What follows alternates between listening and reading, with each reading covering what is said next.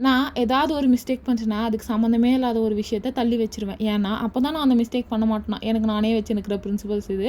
ஒரு முறை வாழைக்காய் வாங்கிட்டு வந்து அதில ஏதாவது ஒரு கிரேவி மாரி செய்யலான்னு சொல்லிட்டு அன்ஃபார்ச்சுனேட்லிலாம் இல்ல. ஃபார்ச்சுனேட்லியாவே அது தப்பா தான் வந்துச்சு. அப்ப வந்து வாழைக்காய் வாங்கிட்டு வந்தா பஜ்ஜி மட்டும் தான் செய்வேன். பஜ்ஜி பண்ணா என்ன ஆகும்? 1/2 லிட்டர் எண்ணெய் நாசமா போகும். அதனால வாழைக்காவே வீட்டுக்கு தடை போட்டாச்சுன்னா பார்த்துக்கோங்களேன். ரீசென்ட்டா பொட்டேட்டோ ஃப்ரை செஞ்சேன்னா, அது வேற நல்லா இருந்துச்சா, சரி அதே பேட்டர்ன்ல வந்துட்டு வாழைக்காய் ஃப்ரை செய்யலான்னு தான் ஸ்டார்ட் பண்ணேன். அதுக்கு ஒரு மிக்ஸிங் பவுல் எடுத்துட்டு உப்பு, மிளகாத்தூள், தனியாத்தூள், சீரகத்தூள், அப்புறமா கொஞ்சமா சிக்கன் 65 தூள் இதெல்லாம் போட்டு நல்லா வந்துட்டு பெரட்டணும். எனக்கு கொஞ்சம் தண்ணி பத்தாம இருந்துச்சு. அதனால கொஞ்சம் தெளிச்சுக்கிட்டேன் நானு. அதுக்கப்புறம் ஒரு பேன்ல வந்துட்டு எல்லாத்தையும் கவுத்தி போடணும்.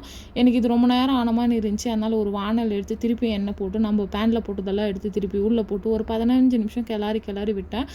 ட்ரஸ்ட் மீ செம்மையா வந்துருச்சு. இதுக்கப்புறம் அடிக்கடி ட்ரை பண்ணணுன்ற அளவுக்கு வந்துருச்சுன்னா பார்த்துக்கோங்களேன். இப்போல்லாம் வந்துட்டு ரைஸோட குவான்டிட்டிய கம்மி பண்ணணும்னு சொல்லிட்டு பருப்ப சேர்த்துக்கினேன். அதுக்கான ரீசன் என்னன்னு பார்த்தீங்கன்னா, இந்த பருப்ப மெண்டு முழுங்குறதுக்குள்ள சாப்பிடுற ஆசையே போயிருமா, அதனால தான். இன்னொரு வீடியோ